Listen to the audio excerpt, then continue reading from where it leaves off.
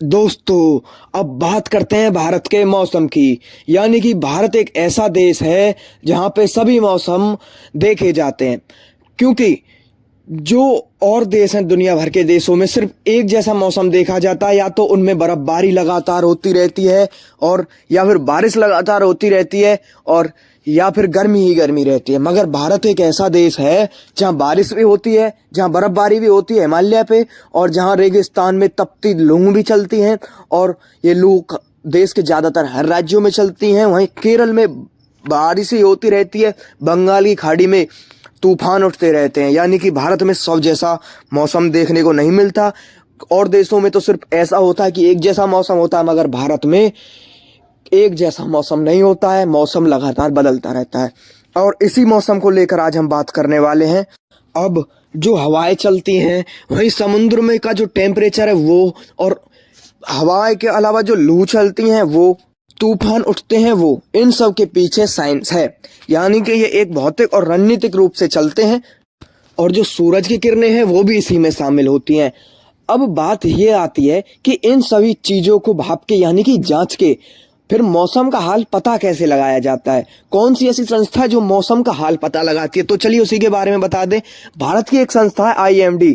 पूरे मौसम को संभालने की जानकारी उसी के पास होती है, पूरा पता लगाने की जिम्मेदारी उसी के पास होती है कि मौसम कैसा रहने वाला है और क्यों रहेगा। पूरा साइंस वो ही लगाती है, सभी चीज संभालते हैं। और वो कैसे संभालती है तो इसकी बात बता दें कि जो IMD जो संस्था है उसने समुद्र में जो अपने लड़के छोड़े हुए हैं, समुद्र में कुछ लोगों को लगाया हुआ है जो उनको वहां से बताते हैं कि ऐसा हाल है। वहीं इसके 10,000 डाटा पॉइंट्स हैं और सैटेलाइट्स भी इसने जो आसमान में यानी कि सैटेलाइट ऊपर भेजे हुए हैं अंतरिक्ष में, और रडार सिस्टम भी इनके पास है। ये सभी का जब डाटा इनके पास आता है तो फिर ये इस डाटा को कलेक्ट करके अपने सुपर कंप्यूटर के मदद से इस्तेमाल इस डाटा को करके फिर ये पता लगाते हैं कि कैसा मौसम रहेगा। यानी कि कोहरा रहने वाला है या नहीं, बारिश होगी या नहीं, या तापमान बढ़ेगा या नहीं, कितनी गर्मी होगी, सब कुछ मौसम का हाल यही पता लगाते हैं इन सभी जो डाटा को कलेक्ट करके इन सुपर कंप्यूटर की मदद से IMD। और फिर इसका पता लगा के पूरे देश भर को इसकी जानकारियां देते हैं कि इस वजह से, इस कारण से और इस समय पर ये सब कुछ होगा मौसम का हाल। IMD ये संस्था है और ये लगातार अपने मौसम की जानकारी, पूरे देश भर के मौसम की जानकारी देती रहती है। अब कई बार ये भी देखा गया है जो IMD जिसकी जानकारी देती है, यानी कि मौसम की जो जानकारी देती है, कई बार ये भी देखा गया है कि उनका ये झूठ भी होता है। यानी कि झूठ कहना तो संभव नहीं है, वो अपनी साइंस के तौर पे ये बताते हैं कि बारिश होगी या नहीं, तूफान आएगा या नहीं। मगर कई बार ये भी देखा जाता है कि जब वो समय बताते हैं, जैसी बारिश बताते हैं वैसी बारिश नहीं होती, या तो ज्यादा बारिश होती है या फिर होती ही नहीं है। उनके जो ज्यादातर जो IMD संस्था है वो जो अनुमान लगा रही है आजकल, उनमें से कुछ अनुमान ऐसे भी हैं जो गलत दिखते हैं। और फिर जनता सवाल पूछती है कि IMD ने तो ये कहा था, फिर ये हुआ कैसे नहीं।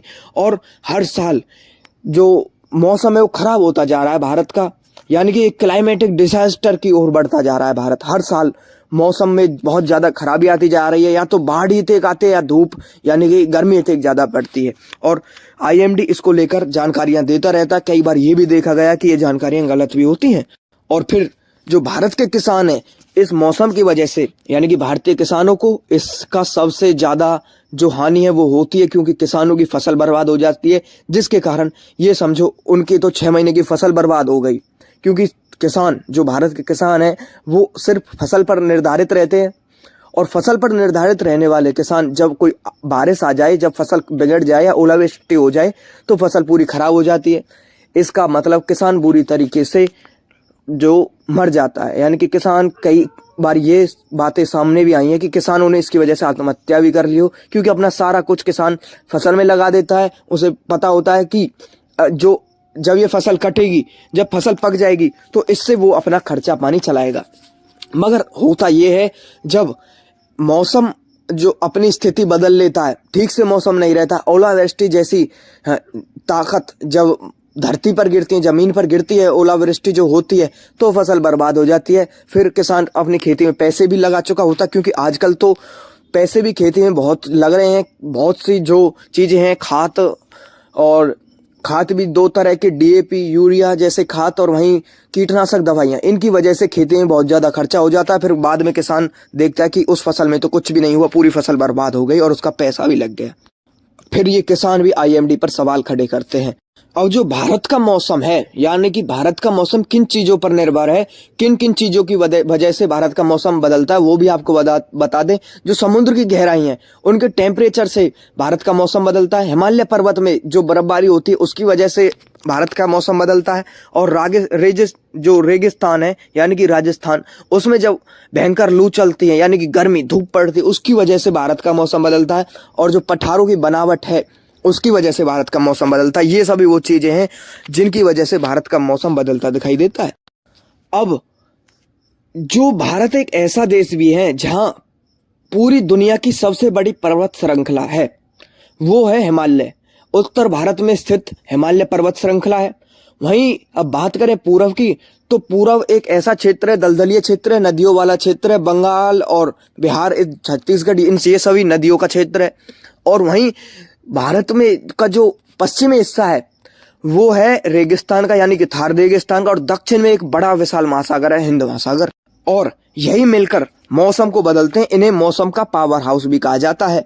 और आपको ये भी बता दें, अगर हिमालय पर्वत नहीं होता तो जो साइबेरिया से चलती बर्फीली हवाएं हैं वो सीधा पंजाब, हरियाणा, उत्तर प्रदेश, दिल्ली, बिहार, इन सब में आकर घुस जाती। और फिर जो मौसम यूरोप के देशों का होता है ठंडा, बिल्कुल ऐसा ही ठंडा मौसम उत्तरी भारत का होता अगर हिमालय पर्वत ना होता तो। अब जो हिमालय पर्वत है वो भारत के लिए काफी अहम है। और वहीं हिमालय को भारत का पावर एयर कंडीशनर भी कहा जाता है। और वहीं सिक्योरिटी गार्ड भी हिमालय पर्वत को भारत का कहा जाता है। वो इसलिए कहा जाता है कि जो बर्फीली हवाएं चलती हैं उन्हें हिमालय जो है वो रोक देता है, यानी कि उनके बीच में एक दीवार का काम करता है, खड़ा हो जाता है और बर्फीली हवाओं को भारत में घुसने नहीं देता। वहीं जो मानसून उठते हैं वो भी जब हिमालय पर्वत से टकरा जाते हैं और भारत में ही रहते हैं, कहीं आगे नहीं जाते। और वो मुड़ के पूरे भारत में ही बारिश करते हैं, यानी कि बारिश भी सिर्फ जो भारत की तरफ मानसून आते हैं उनकी बारिश भी सिर्फ भारत में ही होती है। वो बारिश आगे की तरफ नहीं बढ़ती, जिसका लाभ भारत के लोगों को ही मिलता है। और जो हिमालय पर्वत है, जब बंगाल की खाड़ी से मॉनसून उठते हैं तो हिमालय से टकराते हैं और फिर उत्तर भारत में जमकर बारिश होती है। एक मौसम होता है जमकर बारिश होने का, जब मानसून टकराते हैं और हिमालय पर्वत से टकरा के पूरे भारत में बारिश कर देते हैं। अगर हिमालय पर्वत ना होता तो सीधी सी बात है वो मानसून आगे की तरफ निकल जाते, हवाएं आगे की तरफ निकल जाती और भारत में वर्षा ना होती। अब जो भारत में वर्षा होती है उसका भी उत्तरी भारत के जो किसान है उनको काफी ज्यादा फायदा होता है। अगर ये हिमालय ना होता तो यहाँ किसान जो आज खेती पर निर्भर है वो खेती यहाँ पर नहीं की जाती, क्योंकि हवाएं आगे की तरफ निकल जाती, बारिश नहीं होती, पूरी तरीके से सूखा इलाका हो जाता उत्तर भारत। और यही है कि हिमालय पर्वत की वजह से ही और जो मानसून उठते हैं बंगाल की खाड़ी से, उनकी वजह से ही उत्तर भारत में खेती हो रही है। और ये खेती कोई छोटा मोटा उत्पादन नहीं करती है, पूरे देश को अनाज देती है उत्तरी भारत की जमीन। अब बंगाल की खाड़ी और हिमालय पर्वत, इन दोनों से रेगिस्तान, जो राजस्थान में थार रेगिस्तान है, उसका भी पुराना रिश्ता है। वो ये है कि जब मई और जून का महीना होता है, जो काफी टेम्परेचर वाला महीना होता है, जब गर्मी पड़ती है, धूप निकलती है, सूरज तपता है, ये 2 महीने वो होते हैं मई जून के। और गर्म हवाएं जब थार रेगिस्तान से उठती हैं और कम दबाव बनाती हैं, यानी कि लो प्रेशर बना के ऊपर की तरफ उठती हैं, तो बंगाल की खाड़ी से ये जो हवाएं हैं यानी कि मानसून को खींचती हैं। और यही है कि जो थार रेगिस्तान है वो इन हवाओं का खींचता है और पूरे उत्तर भारत में बारिश होती है। और जो रेगिस्तान है उसे ये भी कहा जाता है कि ये मानसून को बुलाने वाला है। अकेले हिमालय पर्वत और बंगाल की खाड़ी पूरे उत्तर भारत में बारिश नहीं कर सकती, रेगिस्तान ही वो जगह है जो बारिश को बुलाती है, यानी कि बंगाल की खाड़ी से मानसून को खींचती है। ये थार रेगिस्तान, हिमालय पर्वत और बंगाल की खाड़ी का एक गहरा रिश्ता है जो कि सदियों से चलता आ रहा है। अब जो भारत है, भारत जैसा एक विशाल देश, ये 3 तरफ से समुद्रों से घिरा हुआ है। एक तरफ अरब सागर है तो एक तरफ हिंद सागर, यानी कि अरब महासागर और हिंद महासागर, और एक तरफ है बंगाल की खाड़ी। अब इन तीनों में जब टेम्परेचर बनता है कि तापमान बनता है और ये जो मानसून उठता है उसकी यह तय करते हैं, यानी कि मानसून को मजबूत बनाते हैं। जब इनमें 1 डिग्री सेल्सियस भी अगर टेम्परेचर ऊपर उठता है ना, यानी कि गर्माहट बनती है, तो ये एक ज़्यादा बारिश करता है, तबाही भी मचा सकता है। ऐसे ऐसे मानसून भी उठते हैं जब ये तीनों मिलकर, यानी कि अरब महासागर, हिंद महासागर और बंगाल की खाड़ी, इस समुद्र में जो 1 डिग्री सेल्सियस भी अगर गर्म हो जाता है तो बहुत ज़्यादा बारिश होती है, तूफान भी आते हैं और एक भयंकर तबाही भी देखने को मिलती है। ऐसे ऐसे तूफान भी आ जाते हैं इनके चलते। अब जो बंगाल की खाड़ी है उसे सबसे ज़्यादा गर्म माना जाता है और सबसे ज़्यादा नमी भी बनाती है, और इसी की वजह से सबसे ज़्यादा तूफान आते हैं। बंगाल, आंध्र प्रदेश, तमिलनाडु और उड़ीसा, ये सभी, इन सभी में सबसे ज़्यादा तूफान देखने को मिलते हैं जब बंगाल की खाड़ी एक्टिव होती है जब। और जो अरब सागर है वो जो अरब सागर है, पहले ये एक शांत बताया जाता था, यानी कि इतना गर्म नहीं था, मगर अब ये भी काफ़ी ज़्यादा खतरनाक होता जा रहा है। जो केरल, महाराष्ट्र, इनको अब इसकी वजह से हाई रिस्क जोन कह दिया गया है, यानी कि हाई रिस्क जोन में डाल दिया गया है। अरब सागर जो कि पहले शांत था, लेकिन अब कुछ सालों से काफ़ी ज़्यादा खतरनाक है और लगातार तूफान तबाही देखने को मिलती है। अब इसके बीच में पड़ जाता है दक्कन का पठार। जब मानसून आता है तो ये बारिश को 2 हिस्सों में बांट देता है, और जो हवा की स्पीड है उसको भी कम कर देता है। हवा की ताकत है उसे कम कर देता है दक्कन का पठार। और जो महाराष्ट्र है, इसी वजह से, यानी कि बीच में दक्कन का पठार है, तो इसी वजह से एक तरफ तो सूखा पड़ता रहता है और एक तरफ भयंकर बारिश होती रहती है, दक्कन पठार की वजह से ही। अब वैज्ञानिकों का ये मानना है, जो हवाएं 10 से 12 किलोमीटर, मतलब कि 10 से 12 किलोमीटर ऊपर की तरफ चलती हैं, वो सर्दी और गर्मी को तय करती हैं। वो ये बताते हैं कि कितनी सर्दी और कितनी गर्मी पड़ेगी आने वाले समय में, और फिलहाल बारिश का क्या हाल होगा, मौसम कैसा रहेगा। और अगर ये अपने सही समय पर नहीं चलती या इनमें कोई भी हलचल होती, तो ये देखा जाता है कि बारिश जो है वो अपने समय पर न होकर गलत समय पर होती है। और बारिश तो गलत समय पर होती है, वहीं ये भारी तबाही भी करती है। सर्दी लेट आती है, गर्मी लेट आती है, फसल बर्बाद हो जाती है, किसान बर्बाद हो जाते हैं इसके चलते। अब जो IMD पर सवाल उठा दिए जाते हैं कि कई बार उनकी दी हुई जानकारी गलत होती है। अब बात यह है कि उनकी जानकारी गलत क्यों होती है, क्योंकि पहले जो मौसम था वो पूरे अपने रूल रेगुलेशन, यानी कि पूरे नियम से चलता था। समुद्र ठंडे थे, IMD आसानी से पता लगा लेता था, मगर अब उनकी पता लगाया गया डेटा भी गलत साबित हो जाता है। वो इसलिए ग्लेशियर लगातार पिघल रहे हैं, समुद्र में गर्माहट जो वो बढ़ती जा रही है, और जो चलने वाली हवाएं हैं वो लगातार चेंज होती रहती है। इसलिए IMD की दी हुई जानकारी गलत भी हो जाती है कई बार, क्योंकि ग्लेशियर पिघल रहे हैं। यानी कि सीधी सी बात है कि अब पूरी दुनिया क्लाइमेटिक डिसास्टर से गूंज रही है। क्लाइमेटिक डिसास्टर, ये शब्द एक बहुत ही महत्वपूर्ण शब्द बनने वाला है आने वाले समय में। इससे जूझ रही है और आने वाले समय में खतरा भी है इससे ही, क्योंकि लगातार मौसम में बदलाव देखने को मिल रहा है और भारी तबाही होती है हर साल। अब बात आती है मानसून की। असल में मानसून है क्या? मानसून वो है जो हवाओं की दिशाओं में लगातार जो बदलाव होता रहता है, उसे ही मानसून कहते हैं। अब जब सर्दियों का मौसम रहता है, कि जैसे कि अब सर्दियों का मौसम चल रहा है, तो जो हवा है वो जमीन से समुद्र की ओर जाती है, और जब गर्मी आ जाती है, गर्माहट पैदा होती है, वही हवाएं समुद्र से फिर लौटकर जमीन की ओर आती है, यानी कि भारत की ओर आती है, भारत की ओर चलती है अरब सागर, हिंद महासागर, बंगाल की खाड़ी से। और जब ये चलती हैं तो सीधी सी बात है, ये अपने साथ बारिश लाती हैं, और इनके चलते ही इनको ही मानसून कहा जाता है। और फिर पूरे भारत में ये जमकर बारिश करती हैं। अब इनके जो बदलाव इनमें हुए हैं, जो आजकल बदलाव ये हुए हैं कि पूरे देश भर में पिछले वर्षों से ज़्यादा बारिश हुई, बाढ़ आई, काफ़ी ज़्यादा तबाही देखने को मिली। ये है सीधा साधा मौसम का बदलाव, क्लाइमेटिक डिसास्टर। अब जो मानसून की शुरुआत होती है वो होती है हिंद महासागर से, जो अफ्रीका के पास है, वहाँ उस जगह से मानसून की शुरुआत होती है। फिर बाद में अरब सागर और बंगाल की खाड़ी तक ये आ जाता है और फिर भारत की ओर बढ़ता है। अंत में ये भारत तक पहुँचते हैं सभी मानसून बनकर। अब जो हिमालय पर्वत है वो इन मानसूनों को रोक देता है और सारी बारिश भारत में ही हो जाती है, यानी कि पूरी बारिश भारत में हो जाती है जब इन मानसूनों को हिमालय रोक देता है। और इसमें सबसे ज्यादा अहम रोल होता है, वो होता है रेगिस्तान का। ये जो लो प्रेशर बनाता है और मानसूनों को अपनी तरफ खींच लेता है। अब जो हिंद महासागर है वो जितना गर्म बनेगा, उतना ही जो ताकतवर तापमान, यानी कि जो मानसून है वो उतना ही ताकतवर बनेगा जितना गर्म हिंद महासागर होगा। अब जो लाल नीना और एल नीनो है वो समुद्र की जो पूरी गतिविधि है उसको बदलते हैं, और उन्हीं के हाथों में होता है कि वो मानसून को बिगाड़ भी सकते हैं, सुधार भी सकते हैं। यानी कि वो मानसून ऐसे भी हो सकते हैं कि वो तबाही मचा दे, या वो मानसून ऐसे भी हो सकते हैं जो सिर्फ इतनी ही वर्षा करें जितनी जरूरत हो, यानी कि तबाही ना मचाएं। और जो जेट स्ट्रीम होती है वो टाइमिंग जो यानी कि समय है मानसून का उसे तय करती है, और इन सभी की वजह से ही जो मौसम है वो पूरा बदल जाता है। अब जो एल नीनो है वो प्रशांत महासागर को बहुत ज्यादा गर्म कर देता है, जिसका मतलब ये होता है कि जो वो हवाओं की नमी है उसे कम कर देता है, यानी कि भारत तक जो हवाएं हैं वो फिर कम पहुंचती हैं। एल नीनो ये करता है।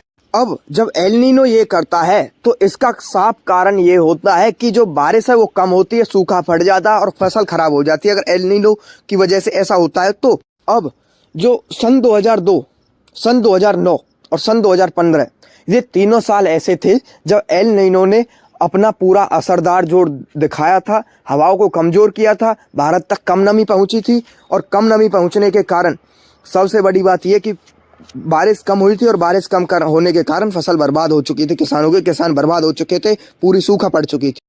अब जो लाल नीना होता है वो जो समुद्र में है उसको ठंडा करता है, उसकी वजह से जो मानसून बनता है वो ताकतवर मानसून बनता है, हवाओं को मजबूत करता है, जिससे कि जब मानसून आगे की तरफ बढ़ता है तो बारिश तेज होती है, हवाएं जो तेज चलती है इसकी वजह से तूफान भी आते हैं, बर्फीली हवाएं, यानी कि इसकी वजह से ओलावृष्टि भी होती है, और बाढ़ जैसी स्थितियां भी इस ला नीना की वजह से ही बनती हैं, क्योंकि ये ही जो मानसून है उसको मजबूत बनाता है, और जो मानसून की नमी है उसे भी ला नीना ही तय करता है। अब जो भारत की खेती है, यानी कि जो भारत की खेती होती है वो ये होती है कि जो 60% खेती है भारत की वो मानसून पर निर्भर होती है। सिर्फ मानसून आते हैं जब ही खेती होती है, यानी कि अगर मानसून लेट आता है तो बुवाई लेट हो जाती है, अगर मानसून ताकतवर आ गया, बारिश ज़्यादा हो गई तो फसल डूब जाती है। वहीं अगर बारिश जब समय पर आ जाए और फिर बुवाई भी टाइम पर हो जाए, मगर उसके बाद जो बारिश आती है जैसे मावठ कहा जाता है उत्तर भारत में, जो जब फसल बीच में खड़ी होती है यानी कि तैयार होने को होती है, तभी जब ओलावृष्टि हो जाती है तो वो भी किसान के लिए काफ़ी खतरनाक होती है, फसलों के लिए काफ़ी खतरनाक होती है। और अगर बारिश कम हो जाती है तो सूखा पड़ता है, यानी कि किसान खेती करता है भारत के अंदर, वो खेती करना अब इतना आसान नहीं रह चुका है। और जब मानसून का समय होता है और जब बारिश होती है तो इसका प्रभाव कुछ शहरी इलाकों में भी देखा जाता है। वो इसलिए क्योंकि जो विकास है वो इतना अधिक हो चुका है इन बड़े बड़े शहरों में, जैसे कि दिल्ली हुआ, मुंबई हुआ, बेंगलोर हुआ, देहरादून हुआ। जब बारिश आती है यानी कि यहाँ पे ज़्यादातर कच्चे स्थान नहीं बचे हैं, जो सीमेंट और कंक्रीट से जो वो नाले भी बना दिए गए हैं, यानी कि जो नाले हैं वो भी अब कंक्रीट और सीमेंट के बना दिए गए हैं, जिससे कि वो जाम हो जाते हैं। और जब जाम हो जाते हैं और जब मानसून आता है और जब बारिश होती है तो यही कारण होता है कि 2 घंटा अगर लगातार बारिश हो जाए तो पूरे शहर में पानी पानी हो जाता है। और जो बाढ़ आजकल सबसे ज़्यादा देखी जा रही है वो सिर्फ इसीलिए देखी जा रही है, बड़े बड़े शहरों में जो बाढ़ आ रही है वो इसीलिए देखी जा रही है क्योंकि पानी का निकास तो कहीं रहा नहीं है, नाले जाम हो जाते हैं, पूरे शहर में पानी भर जाता है। इसके कारण आज के समय में बाढ़ के जो है वो ज़्यादा देखी जा रही है, बाढ़ ज़्यादा आ रही है, और एक पूरी तरह से मौसम भी बदलाव, लगातार चेंज मौसम में आ रहे हैं। इन सब की वजह ये बाढ़ बन जाता है और फिर भयंकर तबाही होती है, बिल्डिंगें गिरती हैं और इससे काफ़ी ज़्यादा जान माल की हानि भी होती है। इसकी चपेट में काफ़ी जो निर्दोष लोग हैं वो भी आ जाते हैं। यानी कि कहीं ना कहीं मौसम में भी चेंज है, और जो ये आजकल जो इतना विकास बढ़ चुका है, यानी कि पहले ऐसा हुआ करता था कि जो ये नाले थे ये कच्चे हुआ करते थे, कुछ पानी ज़मीन पीती थी, कुछ पानी आगे की तरफ बढ़ जाता था। मगर आज जो सभी जगह इतना विकास हो चुका है कि कच्ची ज़मीनें तो ज़्यादातर शहरों में बची नहीं है और फिर यहाँ पर बाढ़ आती है। अब जो आजकल के जो मानसून आता है वो ऐसा आता है, या तो आता है बहुत जल्दी आ जाता है मानसून पिछले कुछ सालों में जो देखा जा रहा है, या फिर बहुत लेट मानसून आता है।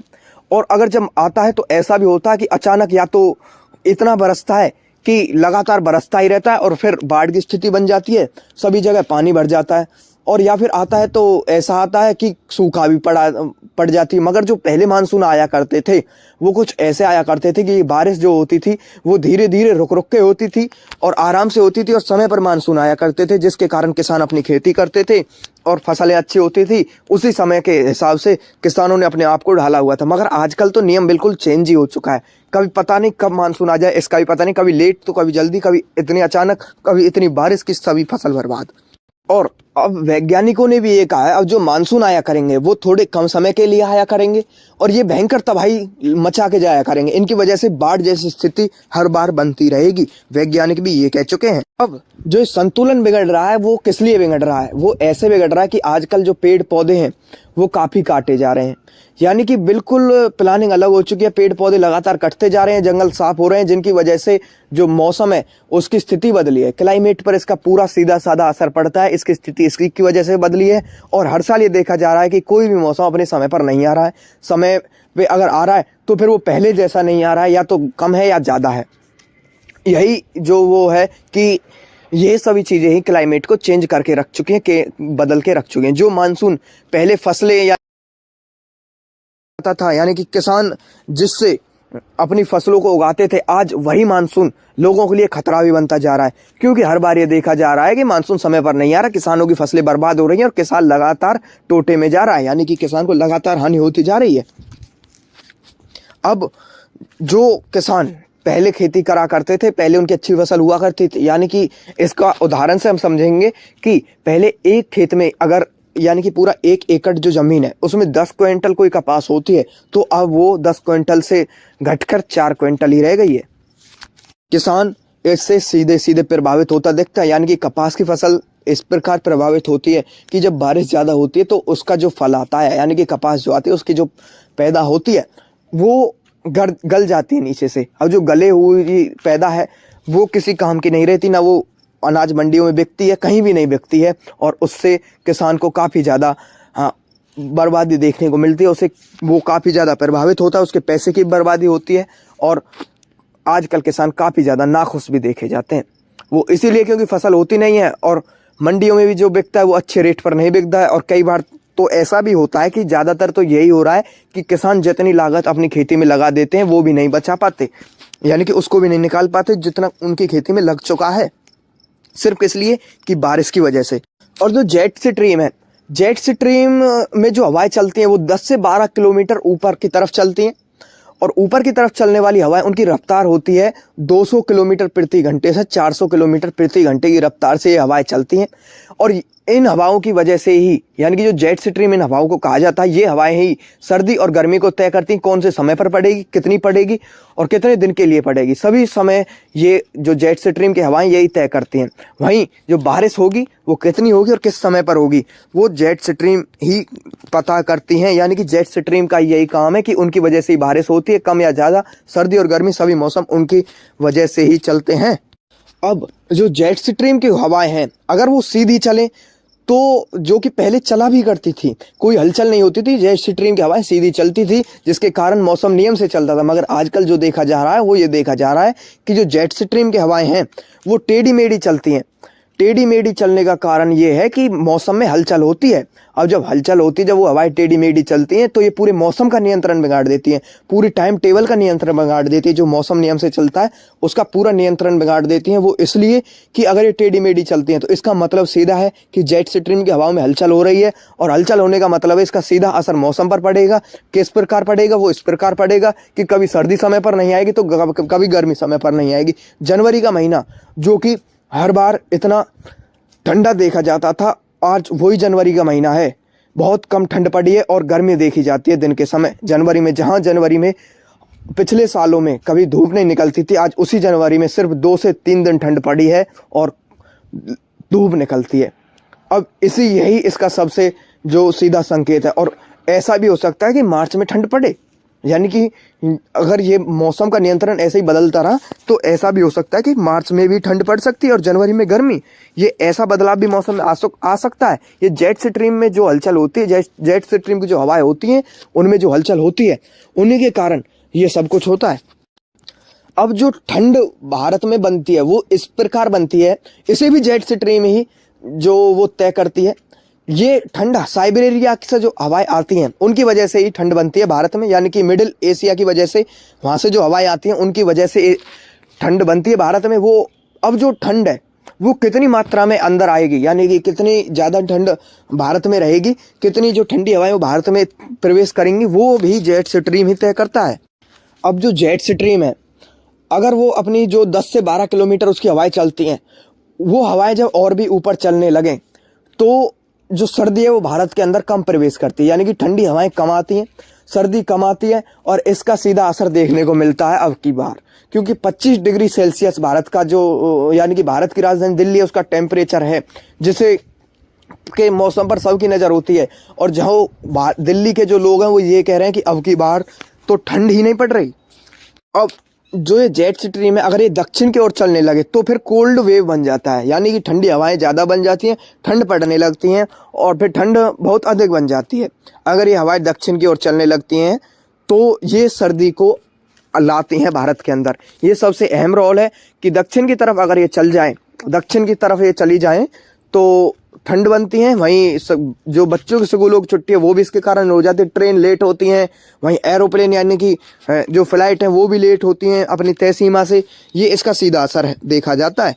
अब जब ये जेट स्ट्रीम कमज़ोर होता है, यानी कि जेट स्ट्रीम में चलने वाली हवाएं जब वो कमज़ोर होती हैं तो फिर ये गर्मी पैदा करती हैं, यानी कि फिर ये गर्मी बढ़ाती हैं, ना कि सर्दी। अब जब भारत में सर्दी का मौसम होता है और सर्दी में जब बारिश होती है और बर्फबारी होती है, यानी कि ओलावृष्टि होती है, तो वो होती है पश्चिमी विक्षोभ की तरफ से, यानी कि जब पश्चिमी विक्षोभ आता है यूरोप से, जब वो एक्टिव होता है तब ये बारिश होती है और अपने साथ ओलावृष्टि लाती है। जब जनवरी में जो बारिश होती है, जिसे माहौट कहा जाता है उत्तरी भारत में, वो बारिश पश्चिमी विक्षोभ के कारण ही होती है। जब पश्चिमी विक्षोभ और जेट स्ट्रीम आपस में मिलते हैं तो ये बारिश होती है जनवरी में, और इसे माहौट कहा जाता है। और अगर ये अपने ठीक समय पर हो, जो समय फिलहाल चल रहा है ये इसी समय ये बारिश होती है, अगर ये ठीक समय पर हो और ठीक तरीके से हो तो जो ये गेहूं की फसल उत्तर भारत में होती है उसके लिए काफ़ी अच्छी मानी जाती है। अगर ये बारिश काफ़ी ज़्यादा हो जाए और अपने साथ बर्फ़ गिरा दे तो ये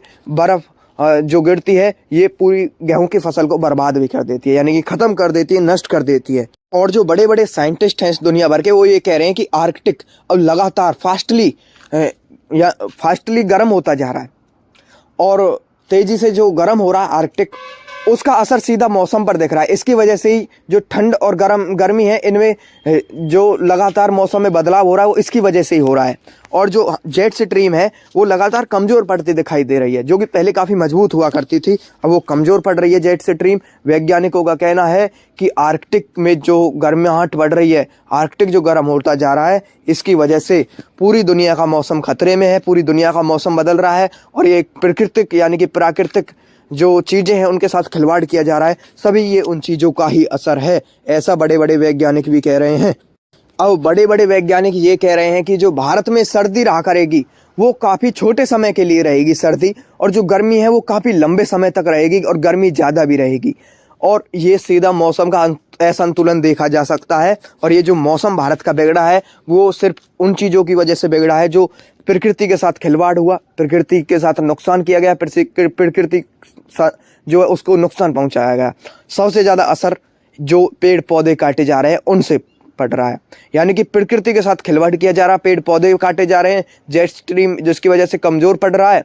और वहीं इसकी वजह से जो लगातार गर्माहट बढ़ती जा रही है समुद्रों में, यानी कि सब प्राकृतिक सिस्टम है, पूरे सिस्टम के साथ खिलवाड़ किया जा रहा है। और इस पूरे सिस्टम की जो खिलवाड़ किया जा रहा है इस पूरे सिस्टम के साथ, उसका जो इल्ज़ाम है, यानी कि इल्ज़ाम पूरा इस मानवों को जाता है, पूरे मनुष्यों को जाता है, क्योंकि मनुष्य ही प्राकृतिक संसाधनों के साथ, यानी कि प्राकृतिक संसाधनों के साथ खिलवाड़ कर रहा है, प्राकृतिक संसाधनों को नष्ट कर रहा है सिर्फ अपने निजी फायदे के लिए, जिसका सीधा असर पूरे इस मौसम पर देखने को मिलता है। जब पिछले कुछ सालों में कहा जाता था कि पेड़ों को मत काटो, इनकी वजह से मौसम बिगड़ता है, तो लोग ये कहते थे कि इनकी वजह से कुछ नहीं होता, अगर इनको ना काटेंगे तो विकास नहीं होगा, और विकास नहीं होगा तो लोग कैसे बदलेंगे, यानी कि लोगों की सोच कैसे बदलेगी और पूरा भारत कैसे बदलेगा। जहाँ भारत को एक अच्छा हाँ जो देश है वो यानी कि एक विकसित देश बनाने की बात की जा रही थी, उस विकसित देश को बनाने के चक्कर में अब पूरे भारत का मौसम है जो अनियंत्रित दिखता है, और भारत जो है वो एक लंबी समस्या से जूझ सकता है आने वाले दिनों में, क्योंकि गर्मी लंबे समय तक रहेगी और ठंड काफ़ी कम समय तक रहेगी। मौसम जो कि पहले भारत में ऐसा हुआ करता था कि ज़्यादातर जो अक्टूबर में ठंड पड़नी हल्की हल्की शुरू हो जाती थी, और फिर फरवरी के एंड तक काफ़ी ज़्यादा ठंड रहती थी, और मार्च में के जो एंड है जब मार्च का अंत आ जाता था उससे गर्मी पड़नी शुरू हो जाती थी, और फिर जो जून तक काफ़ी ज़्यादा गर्मी रहती थी, उसके बाद बारिश होने लग जाती थी, जुलाई अगस्त सितंबर बारिश होती थी, और फिर से वही मौसम, ये मौसम भारत का हुआ करता था। मगर अब ऐसा कुछ भी नहीं है। अगर बारिश होती है तो काफ़ी ज़्यादा होती है, सर्दी पड़ती है तो कम समय के लिए पड़ती है, और अगर गर्मी जो पड़ती है वो काफ़ी ज़्यादा पड़ती है और काफ़ी लंबे समय के लिए पड़ती है। और अब जो ये कोहरा है, कोहरा क्या है और कैसे बनता है? जो कोहरा है वो एक धुंध होती है, यानी कि धुंध जब जमा होती है जब कोहरा बनता है, और जब कोहरा जब बनता है, जब ज़मीन में नमी होती है, हवा बिल्कुल शांत होती है और टेम्परेचर काफ़ी डाउन चला जाता है, तब सर्दी और हवा दोनों बन जाती हैं। अब जो आजकल के समय में देखा जा रहा है, जो कोहरा पड़ रहा है वो कोहरा नहीं, कोहरे के साथ साथ प्रदूषण भी है। कोहरे के साथ साथ प्रदूषण, कोहरा और प्रदूषण जमा होकर एक स्मॉग बना रहे हैं, यानी कि ये भी लोगों को काफ़ी ज़्यादा प्रभावित कर रहा है। AQI जिससे इसको नापा जाता है पॉल्यूशन को, तो वो 450 के पार कहीं 480 के पार भी है। और जो कोहरा है यानी कि फॉग, जब PM10 और PM2.5 मिलते हैं तो ये मिलकर स्मॉग बनाते हैं, यानी कि एक जहरीला प्रदूषण, जिससे कि प्रदूषण और कोहरा आपस में जमा हो जाते हैं और ये स्मॉग बन जाता है। और जो स्मॉग बनता है यानी कि एक पॉल्यूशन, प्रदूषण, जो कोहरा और प्रदूषण आपस में मिलकर जो बनता है वो इसलिए बनता है, जो ये गाड़ियां जो आजकल सड़कों पर दौड़ रही हैं, इनसे निकलने वाला धुआं, और जो किसानों के खेत में जो जब फसल उठ जाती है तो उसमें जो आग लगाई जाती है, उसका जो नीचे का जो वो बच जाता है, यानी कि कुछ अरहा उसे कहते हैं, अराया, जब वो बच जाता है तो उसमें आग लगाई जाती है, और उसका धुआं, फैक्ट्रियों का धुआं, गाड़ियों का धुआं और भी अनेक जो प्रदूषण वाली चीज़ें, प्रदूषित चीज़ें, इनकी वजह से ये स्मॉग बनता है, ये प्रदूषण बनता है, जो कि लोगों के लिए काफ़ी खतरनाक है। अब उत्तर भारत के कई शहरों में तो हवा जो है वो काफ़ी ज़्यादा जहरीली हो चुकी है। उत्तर भारत के, उत्तर प्रदेश के शहर हो, चाहे वो पंजाब के शहर हो, चाहे वो हरियाणा के शहर हो, चाहे वो हिमाचल प्रदेश के शहर हो, यहाँ की पूरे भारत की राजधानी दिल्ली क्यों ना हो, सभी इस प्रदूषण से जो काफ़ी ज़्यादा ग्रस्त दिखाई दे रहे हैं। अब जब इस मौसम में ऊपर की तरफ तो गर्म हवाएं चलती हैं, वहीं नीचे की तरफ ठंडी हवाएं चलती हैं, तो यही वो वजह है जब सर्दी के मौसम में दिल्ली जैसे बड़े बड़े शहरों में प्रदूषण काफ़ी ज़्यादा हो जाता है। AQI की बात की जाए तो 480 को भी पार कर जाता है, ये जो काफ़ी जहरीली हवाओं में आता है। और जब ये सर्दियों का मौसम होता है, इस समय सुबह शाम लोग बॉर्न फायर जलाते हैं, वहीं गाड़ियां चलती हैं, और जो हवा होती है वो शांत होती है, जो कोहरा बन जाता है, और जब गाड़ियां चलती हैं तो प्रदूषण बनता है, और वहीं जो धुआं है वो काफ़ी ज़्यादा पहले के मुताबिक निकलने लगता है, क्योंकि सर्दियों में जो लोग बॉर्न फायर जलाते हैं, यानी कि अलाप जलाते हैं, उसकी वजह से धुआं निकलता है, और इसकी वजह से सड़कों पर जाम लगता दिखाई देता है, क्योंकि विजिबिलिटी यानी कि दृश्यता इतनी ही ज़्यादा कम हो जाती है। ये भारत के मौसम में काफ़ी ज़्यादा गड़बड़ देखी जा रही है। आज के समय में भारत का मौसम इतना ज़्यादा खराब हो चुका है। और जो फैक्ट्रियों से निकलने वाला धुआं है, गाड़ियों से निकलने वाला धुआं है, ये सभी मिलकर PM2.5 बनाता है, जो कि एक जहरीली हवा होती है। PM2.5, ये सभी जो धुआं है, सभी चीज़ों का धुआं निकलकर जो बनाता है वो PM2.5 बनता है, और PM2.5 के मिलते ही एक स्मोक का जो है स्मोक बन जाता है PM2.5, और वहीं पूरा प्रदूषण PM10 और जो कोहरा होता है उसे मिलकर जो बनता है वो स्मोक बन जाता है, और इससे लोगों में काफ़ी ज़्यादा बीमारियां बनती है। बीमारियां ये कि ये जो सबसे ज़्यादा असर करता है वो एक मनुष्य के लंग्स पर, यानी कि मनुष्य के ही नहीं, सभी जीव जंतुओं के लंग्स पर सबसे ज़्यादा असर करता है, फेफड़ों पर सबसे ज़्यादा असर करता है, और मानव जिंदगी में ये काफ़ी ज़्यादा गलत देखा जा रहा है। यानी कि मानव की जो ज़िंदगी है, यानी कि मनुष्यों की ज़िंदगी को ये घटाता दिखाई दे रहा है, यानी कि मनुष्य की ज़िंदगी कम हो रही है इसकी वजह से, सिर्फ इस धुएं की वजह से जो ये आज का सिस्टम बदल चुका है।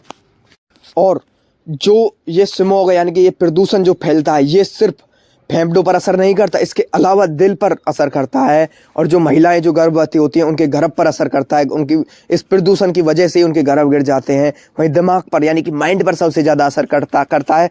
और इसके अलावा ये इससे आँखों में जलन होती है। और कुछ वैज्ञानिकों ने ये भी कहा है कि जो भारत में ये भी देखा गया है कि ज़्यादातर जो मौतें होती हैं, यानी कि लाखों मौतें जो भारत में होती हैं, वो सिर्फ इस पॉल्यूशन की वजह से होती हैं, इस प्रदूषण की वजह से होती हैं। और जो प्रदूषण फैल रहा है ये इस सिस्टम की वजह से फैल रहा है, क्योंकि आजकल वाहन इतने ज़्यादा हो चुके हैं और इनसे प्रदूषण भी इतना अधिक होता है कि ये लोगों की जान का खतरा बन जाता है। और वैज्ञानिक भी ये स्पष्ट कर चुके हैं कि भारत में लाखों मौतें तो सिर्फ इसी की वजह से होती हैं।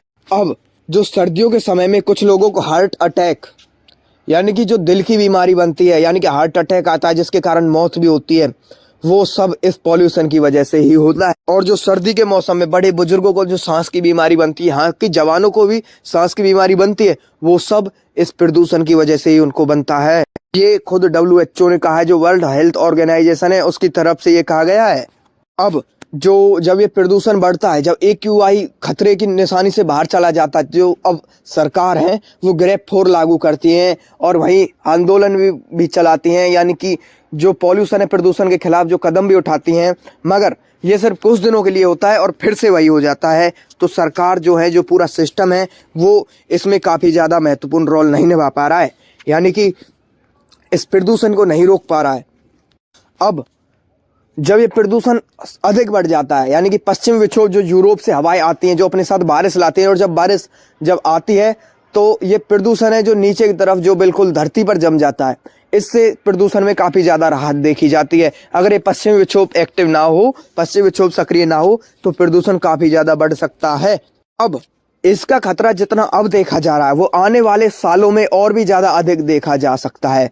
वो किस लिए? वो इसलिए क्योंकि अब जो मौसम है, वो मौसम लगातार, जो सर्दी का मौसम है वो बढ़ता जा रहा है, और जो स्मॉग वाला मौसम है ये भी बढ़ता जा रहा है, यानी कि सर्दी का मौसम तो घटता जा रहा है और जो प्रदूषण वाला मौसम है वो बढ़ता जा रहा है। और जो पूरे शहर हैं, में लगातार विकास हो रहा है, यानी कि लगातार शहर चारों तरफ बढ़ रहे हैं, जनता बढ़ रही है। और जब लोग बढ़ रहे हैं यानी कि जनता बढ़ रही है, तो गाड़ी घोड़े और बाइक, सभी ये ऐसे जो व्हीकल हैं वो बढ़ रहे हैं। वो इतने बढ़ चुके हैं कि अब तो ग्रामीण जो इलाके हैं उनमें भी बुरा हाल देखने को मिल रहा है कि एक एक घर में 4-4 गाड़ियां, कम से कम 4-4 बाइक्स देखी जा सकती हैं जिनके पास थोड़ा भी पैसा है।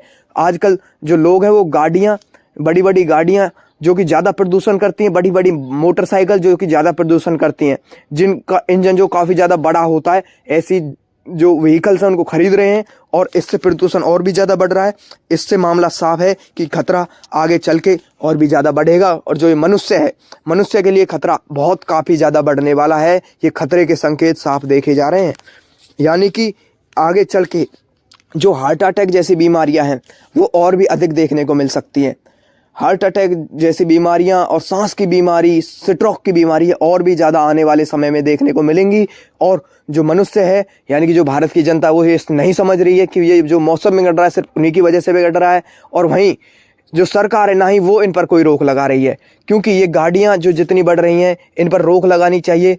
एक परिवार में सिर्फ सीमित गाड़ी होनी चाहिए, और वो भी गाड़ी सिर्फ एक सरकार को ये तय कर देना चाहिए उसके लिए ये गाड़ी होनी चाहिए, तो ही ठीक अगर यहाँ का जो प्रदूषण है वो हो सकता है। ऐसा भी हो सकता है कि गाड़ियाँ चार्जिंग की चला दी जाएं, क्योंकि जो आजकल CNG की गाड़ियाँ और ट्रक वगैरह ये सभी चला दिए गए हैं, मगर ये भी प्रदूषण करते हैं, इनसे भी प्रदूषण में कोई कमी नहीं आई है। ये भले ही उनके मात्रा में कम प्रदूषण करते हैं, मगर ये भी प्रदूषण करते हैं। और जो बड़े बड़े ट्रक चल रहे हैं ये काफ़ी ज़्यादा प्रदूषण करते हैं। और जब ये समय होता है सर्दियों का मौसम, जब पॉल्यूशन काफ़ी ज़्यादा होता है, दिल्ली NCR के जो इलाके हैं उन सभी में जो ट्रक चलते हैं, यानी कि कई ऐसे जो डंपर वगैरह चलते हैं जो अपने कामों को करते हैं इस मौसम में, उन पर NGT लगा दी जाती है, यानी कि सभी के जो कारोबार हैं वो ठप कर दिए जाते हैं। ये कदम उठाया जाता है जब ग्रेफ 4 लागू होता है, तो PG जो NGT है वो लगा दी जाती है उन ट्रकों पर जो ज़्यादा प्रदूषण करते हैं। ये तो चलो ठीक है, मगर कुछ ऐसा लाया जाए जिससे कि प्रदूषण काफ़ी कम हो, या गाड़ियाँ ट्रक ऐसे लाए जाएं जिससे कि प्रदूषण काफ़ी कम हो, यानी कि ना के बराबर प्रदूषण हो। तो तब भारत की जनता जो है आने वाले खतरे को टाल सकती है। और एक भारत की जनता अगर अब सतर्क हो जाए, अब भी पेड़ पौधे लगाने लगे, काटने की बजाय पेड़ पौधों को लगाए। अगर एक पौधा सूख रहा है, एक पेड़ सूख रहा है, तो उसकी जगह पे 2 पेड़ पौधे लगाए तो भारत की जनता का जो है वो आने वाले खतरे को टाल सकती है। नहीं तो ऐसा हो सकता है कि आने वाले समय में खतरा काफ़ी ज़्यादा बढ़ जाएगा और भारत की जनता को इसका काफ़ी ज़्यादा बुरा जो नतीजा वो देखने को मिल सकता है। यानी कि अब जो मौतें, यानी कि जो लाखों मौतें भारत के अंदर इससे हो रही हैं, इससे भी कई गुना लाखों मौतें हो सकती हैं इस प्रदूषण की वजह से ही आने वाले समय में। और प्रकृति के साथ लगातार जो छेड़छाड़ की जा रही है, वहीं अभी अरावली को भी हटाने की बात की जा रही थी कि अरावली पर्वत को हटा दिया जाए। अगर अरावली पर्वत में जो इतने जीव जंतु रहते हैं, इतने पेड़ पौधे हैं, लाखों की मात्रा में पेड़ पौधे हैं, जिनसे कि पूरा जो उत्तर भारत है उसका मौसम में अगर अरावली हट गया तो उसके मौसम में इतना ज़्यादा बदलाव आ जाएगा कि यहाँ पर जो रहना है वो भी ख़राब हो जाएगा। यानी कि रहने लायक नहीं बचेगा उत्तर भारत अगर ये हटा दिया गया तो। और अरावली पर्वत के जो 100 मीटर से ऊंची पहाड़ियों को जो सिर्फ छोड़ा जा रहा है, जो 100 मीटर से नीचे पहाड़ियाँ, उनको जो हटाने की बात की जा रही थी, जिसको अब नहीं हटाया जा रहा है, मगर लुबका चोरी यानी कि दुबका चोरी से अभी भी वहाँ पे माइनिंग का काम शुरू किया गया है। और उस पर वैध बताकर उस पर माइनिंग का काम शुरू करवाने की जो सरकार थी उसने ये कह दिया था, मगर जब लोगों ने आंदोलन किया, हंगामा किया, तो ये काम रुकवा दिया गया। मगर अब भी जो इसमें माइनिंग का काम चल रहा है, अवैध माइनिंग का काम चल रहा है और उन पर कोई कार्रवाई नहीं हो रही है। और जो ये बातें हुई थी कि अरावली को हटा दिया जाएगा, यहाँ पर विकास होगा, मगर अगर अरावली हटा दिया जाता तो इसका नतीजा बहुत बुरा होता। एकदम से मौसम इतना चेंज होता, यानी कि वेदर इतना चेंज हो जाता, जो कि भारत की जनता का, जो उत्तर भारत की जनता, उसका जीना हराम। मौसम एक तरह का रहता, पूरी जो ज़मीन है वो बंजर हो जाती। जो प्रकृति के साथ छेड़छाड़ होती है उसका नतीजा हमेशा बुरा होता है। यानी कि जो अब हो रहा है उससे बुरा हाल तो जब होता जब अरावली पर्वत को हटा दिया जाता। अब जो गर्मियों का मौसम है, अब उसमें जो पहले के जो लू चलती थी, यानी कि लू वो हवाएं होती है जो कि बहुत काफ़ी गर्म हवाएं होती है, जिनके कारण एक जो मानव शरीर है वो बीमार पड़ सकता है। यानी कि ये लू वो हवाएं होती हैं जो मनुष्य के शरीर से पानी को और नमक को खींच लेती हैं। पहले एक सीमित मात्रा में चलती थी, सिर्फ कुछ दिनों के लिए, और अब ये एक लंबे समय तक चलती हैं, जो कि एक बहुत बड़ी आपदा का प्रतीक है।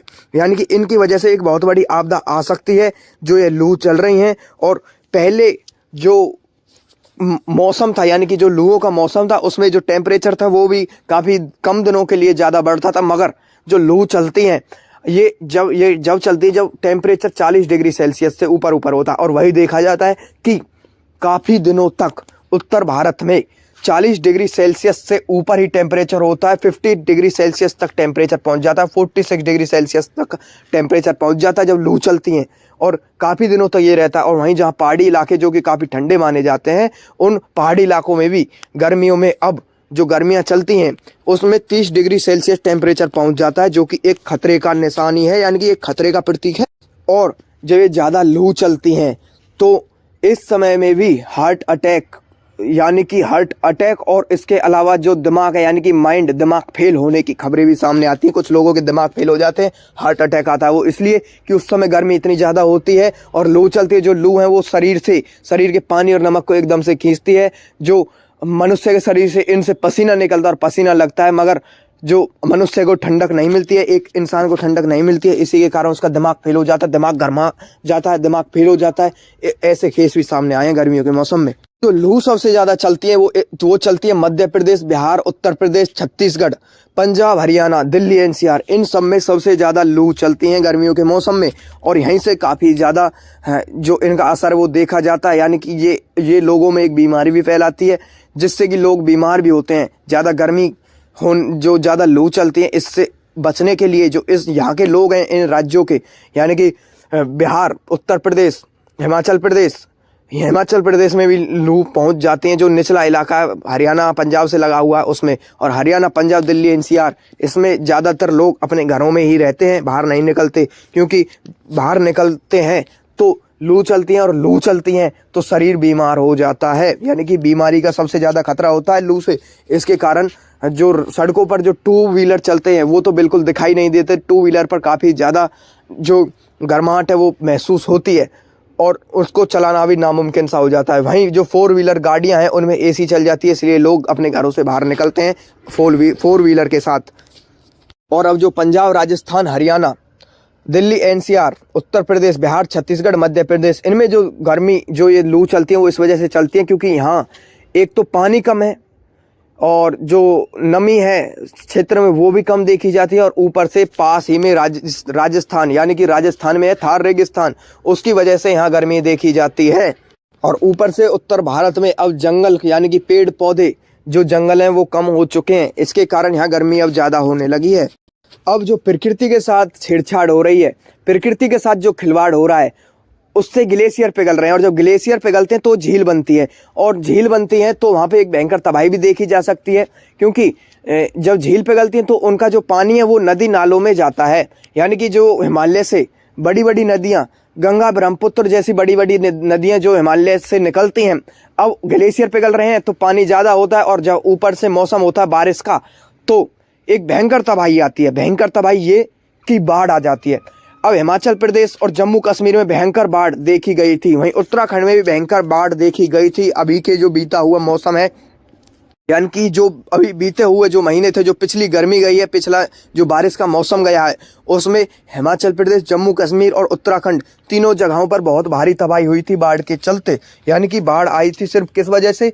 प्रकृति के साथ खिलवाड़ हो रहा है, ग्लेशियर लगातार पिघल रहे हैं, झीलें बन रही हैं और सब कुछ बिगड़ता जा रहा है। मौसम का नियंत्रण यानी कि पूरे भारत के मौसम का नियंत्रण बिगड़ता जा रहा है।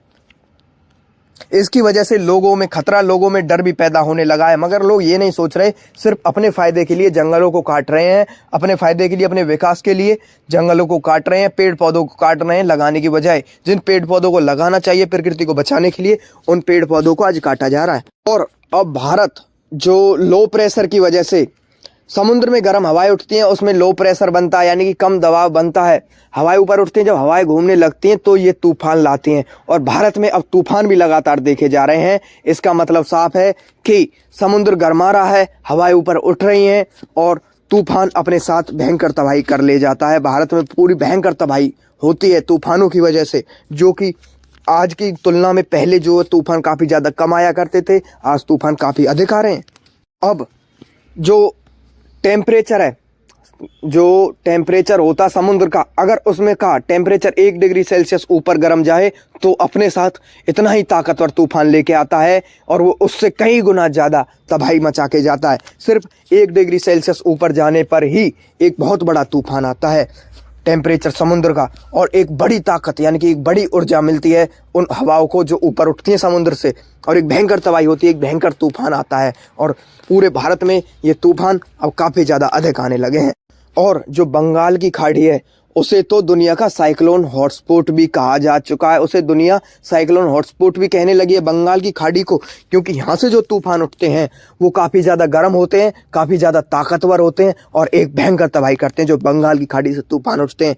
वहीं अब तो वो अरब सागर, जहाँ जो पहले काफ़ी ठंडा हुआ करता था, अब तो वो भी गर्माहट दिखाने लगा है, उसमें भी इतनी गर्माहट पैदा होने लगी है कि वो भी लोगों को डराने लगा है, और वहाँ से भी इतनी ज़्यादा गर्म हवाएं बनती हैं, यानी कि गर्माहट बनती है, टेम्परेचर बढ़ता है, उसके कारण जो हवाएं ऊपर उठती हैं और वो आपस में जब हलचल होती है ऊपर की तरफ फैलती है, लो प्रेशर बनता है, तो अब तो अरब सागर की जो भी तूफान का जो गढ़ बना दिया गया है, यानी कि अरब सागर से भी तूफान अब लगातार आ रहे हैं। अरब सागर में गर्माहट इतनी अधिक है कि वो भी अब तूफानों को नतीजा दे रहा है, तूफान भारत की ओर बढ़ रहे हैं, और लगातार तूफान, बड़े बड़े तूफानों के लिए भारत में अलर्ट भी जारी कर दिया जाता है। इतने बड़े बड़े तूफान अब भारत में आने लगे हैं, और ये सब जो है वो प्रकृति के साथ जो छेड़खानी की जा रही है, प्राकृतिक संसाधनों के साथ छेड़खानी की जा रही है, सभी उसका नतीजा है।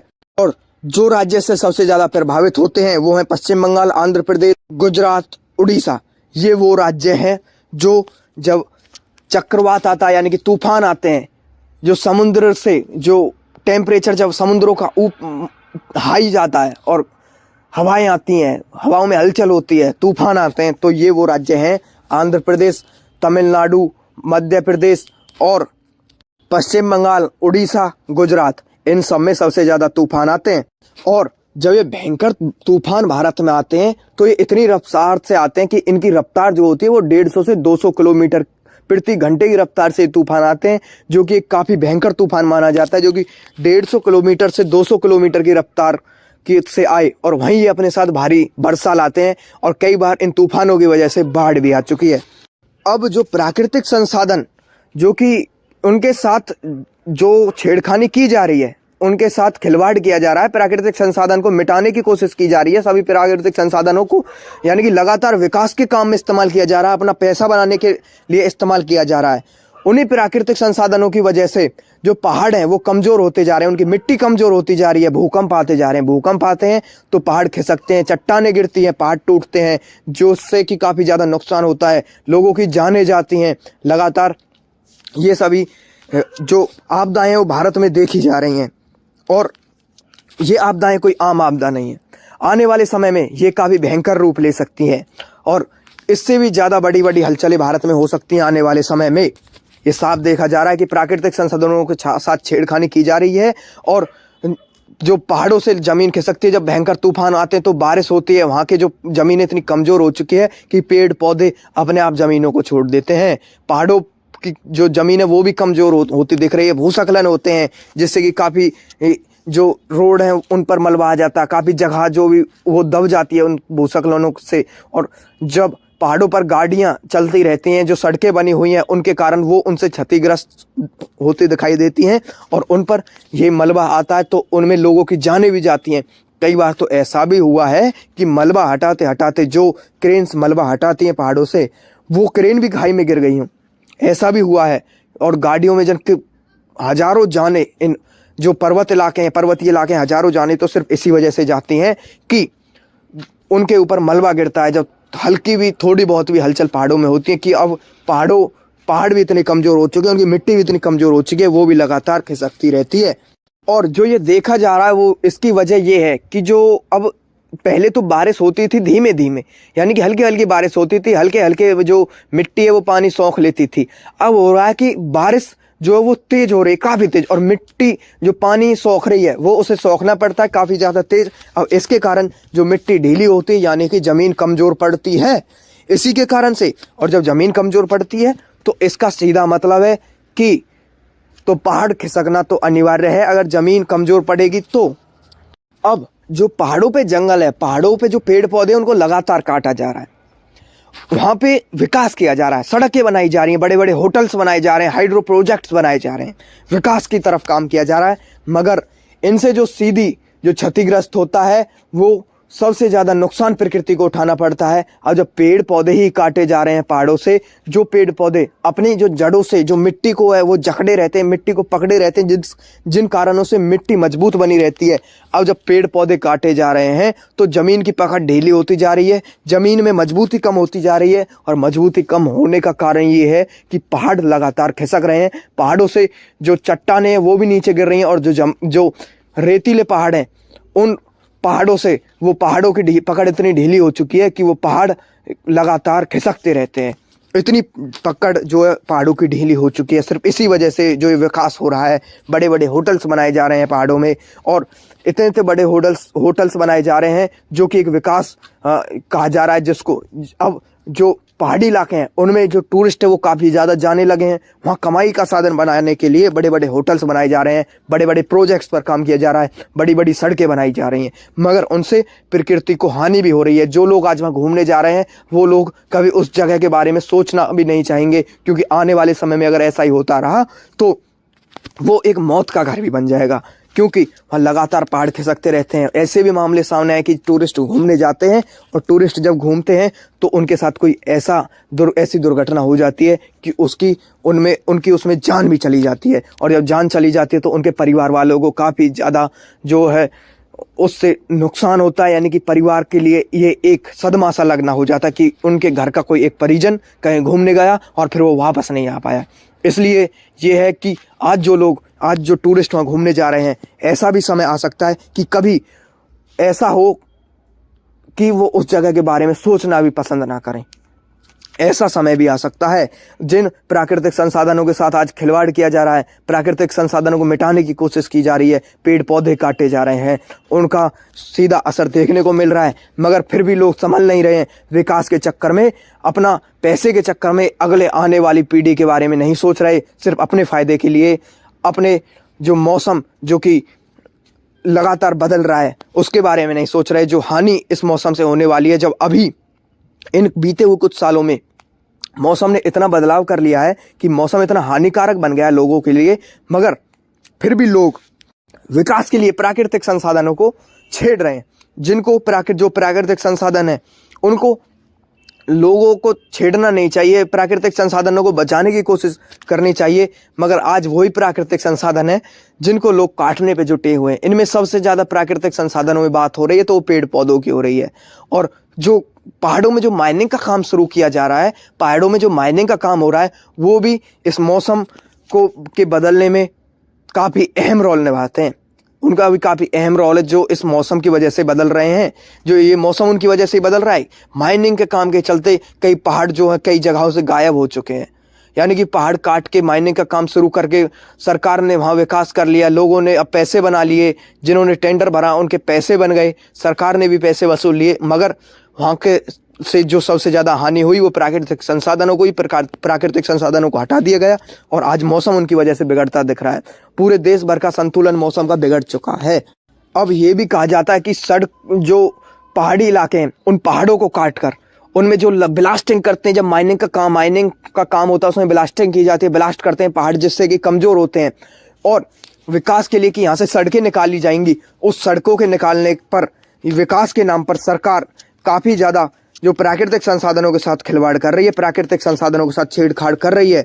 सरकार यानी कि गवर्नमेंट सड़कों को विकास के नाम पर झूठ बोलकर उनमें कटिंग करती है, वहीं माइनिंग के काम से पैसे बनाती है। बल्कि सड़क तो सिर्फ एक काफ़ी छोटे हिस्से पर बनाई जाती है, मगर पहाड़ काफ़ी ज़्यादा काट दिया जाता है, पहाड़ों में काफ़ी ज़्यादा कटिंग कर दी जाती है, माइनिंग का काम शुरू कर दिया जाता है, जिससे कि सरकार के भी पैसे बनते हैं और उन लोगों के भी जो उस टेंडर को भरते हैं, जो टेंडर उनके हाथों में आता है, उनके भी इससे पैसे बनते हैं।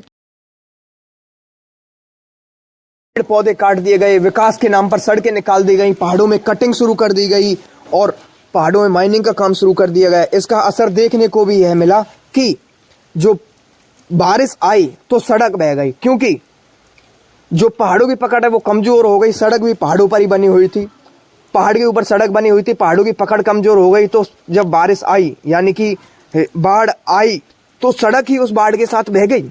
ऐसी जो बातें हैं वो सामने आई नहीं, बल्कि ये सच भी था कि सड़कें बह गई जब बारिश आई। तो ये सीधा असर उसका ही है जो पहाड़ों में विकास के नाम पर यानी कि प्राकृतिक संसाधनों को चोट पहुंचाई जा रही है, प्राकृतिक संसाधनों को काटा जा रहा है, प्राकृतिक संसाधनों को उनकी जगहों से हटाया जा रहा है, उनका जो संतुलन बिगाड़ा जा रहा है। और जो प्राकृतिक संसाधनों का संतुलन बिगाड़ा जा रहा है उसी की वजह है कि गैर मौसम में बारिश होती है, गैर मौसम में सर्दी आती है, गैर मौसम में गर्मी आती है। और ये आगे चल के एक बहुत बड़ा वेदर जो मौसम में चेंज हो रहा है, एक बहुत बड़ा आगे चल के लोग इसके शिकार होने वाले हैं, लोगों को इससे काफ़ी ज़्यादा हानि होने वाली है। आने वाले समय में लोग इसे देखेंगे कि ये एक ऐसी इतनी बड़ी बड़ी प्राकृतिक आपदाएं आएंगी जो एकदम से लोगों का जीवन नष्ट करती जाएंगी। हर साल लाखों लोगों के जीवन नष्ट हो जाएंगे, ऐसी ऐसी प्राकृतिक आपदाएं आएंगी आने वाले समय में। अब जो केरल, कर्नाटक और महाराष्ट्र ये 3 राज्य हैं, इनमें भी जो पहाड़ है उनमें भी लगातार कटिंग माइनिंग का काम शुरू होता है और वहीं इनमें भी ब्लास्टिंग होती है। और जब बारिश आती है तो सीधा असर पड़ता है इन पर भी, यानी कि जब बारिश आती है, जो मानसूनी बारिश आती है वो आती है तो ये देखा जाता है कि यहाँ पर हजारों मौतें होती हैं जब बारिश आती है, सिर्फ इसी कारण से कि प्राकृतिक संसाधनों के साथ छेड़खानी, खनन का काम शुरू पहाड़ों में, सिर्फ इसी वजह से यहाँ पे हजारों मौत होती हैं हर साल। केरल, कर्नाटक, महाराष्ट्र, आंध्र प्रदेश, बेंगलोर जैसे बड़े बड़े शहरों में हजारों मौतें सिर्फ इसी की वजह से होती हैं हर साल। अब जो इन संसाधनों के साथ छेड़खानी की जा रही है उनसे केवल बारिश ही नहीं आ रही, यानी कि मौसम में बदलाव ही नहीं हो रहा, बल्कि भूकंप जैसी बड़ी बड़ी आपदाएं भी आ रही हैं। लगातार भूकंप जैसी बड़ी बड़ी आपदाएं आ रही हैं और ये भूकंप जैसी आपदाएं इसलिए आ रही हैं कि प्राकृतिक संसाधनों के साथ छेड़खानी हो रही है। और जब जो जमीन के नीचे की टेक्टोनिक प्लेट्स हैं जब वो अपने संतुलन खो बैठती हैं, यानी कि इधर उधर फिसलने लगती हैं, उनमें टकराव होता है, तब ये भूकंप आते हैं। और जो भूकंप आते हैं वो काफ़ी ज़्यादा खतरनाक होते हैं, ज़मीन खिसकती है और इनके कारण से जो मतलब कि ज़मीन एकदम से कांप जाती है जब ये भूकंप आते हैं तब। और ये भी सिर्फ इसीलिए हो रहा है कि जो प्राकृतिक संसाधन उनके साथ छेड़खानी हो रही है, पेड़ पौधे काटे जा रहे हैं, जमीन अपना संतुलन खो रही है, टेक्टोनिक प्लेट्स लगातार टकराती रहती है और भूकंप भी लगातार आते रहते हैं। भूकंप कई बार खतरनाक भी होते हैं। कई देशों में, यानी कि कई देशों में तो काफ़ी ज़्यादा खतरनाक भूकंप, इतने खतरनाक भूकंप आ चुके हैं कि वो काफ़ी ज़्यादा नुकसान भी पहुंचा चुके हैं लोगों को। अब जो ये भारतीय टेक्टोनिक्स प्लेट्स है, ये लगातार यूरेशियन टेक्टोनिक प्लेट से टकरा रही है, जिसके कारण भारत में भूकंप आ रहे हैं, छोटे मोटे भूकंप, मगर आगे चल के बहुत बड़े बड़े भूकंप आने की संभावना बताई जा रही है भारत के अंदर, कि ये प्लेट्स ऐसे ही टकराती रही तो एक बहुत बड़ा भूकंप भारत के अंदर आ सकता है। और जो ये लगातार हिमालय को स्थापित करने में भी इसका अहम रोल रहा है, जो कि भारतीय प्लेट यूरेशियन प्लेट से लगातार टकराती रहती है, हिमालय को स्थापित करने में, हिमालय जैसा बड़ा जो पर्वत श्रृंखला है वो भी इसी की वजह से बनी है, ये भी बताया जाता है। और जहाँ पर सबसे ज्यादा भूकंप आते हैं वो राज्य ये हैं, हिमाचल प्रदेश, उत्तराखंड, कश्मीर, इनमें सबसे ज्यादा भूकंप आते हैं और सबसे ज्यादा खतरनाक भी। अब उनके बाद जो दूसरे नंबर पे जो भूकंप आते हैं वो आते हैं दिल्ली, बिहार, गुजरात, बंगाल, पंजाब, हरियाणा, उत्तर प्रदेश। इन राज्यों में इनके मुकाबले थोड़े कम भूकंप आते हैं और ये थोड़ा कम नुकसान पहुंचाने वाले भूकंप होते हैं, मगर भूकंप आते हैं और काफी अधिक आते हैं। अब मामला साफ है कि अगर प्राकृतिक संसाधनों के साथ अब भी इतनी छेड़खानी हो चुकी है कि ऐसी ऐसी आपदाएं आने की संभावना है जो कि कभी आपने सोची भी नहीं होंगी, जिन पर साइंटिस्ट लगातार रिसर्च कर रहे हैं। और अब भी अगर इन प्राकृतिक संसाधनों के साथ छेड़खानी करने से रोक दिया जाए, यानी कि अब इन प्राकृतिक संसाधनों के साथ छेड़खानी नहीं की जाए, पेड़ों को नहीं काटा जाए और एक के बदले 2 पेड़ लगाए जाएं, तो ऐसा हो सकता है कि प्रकृति फिर से पहले जैसी हो जाए। मगर जितनी प्रकृति बदल चुकी है, इसे बदलने में भी काफ़ी ज़्यादा समय लगने वाला है। मगर अगर ऐसा ही चलता रहा, विकास के कार्यों में लगातार पहाड़ों को काटा जाता रहा और प्राकृतिक संसाधनों के साथ छेड़खानी की जा रही है वो भी लगातार होती रही, यानी कि माइनिंग का काम पहाड़ों में चलता रहा, पहाड़ों को अपनी जगह से हटाया जाता रहा लगातार, तो ये इसका जो नतीजा है वो काफ़ी गलत होगा। अब भी इसको संभाला जा सकता है और सिस्टम इस पर जो सख्ती बरते तो ये हो सकता है। तो अगर आपको हमारी वीडियो अच्छी लगी, हमारे चैनल NN न्यूज़ को सब्सक्राइब कर दें और हमारी वीडियो को लाइक कर दें।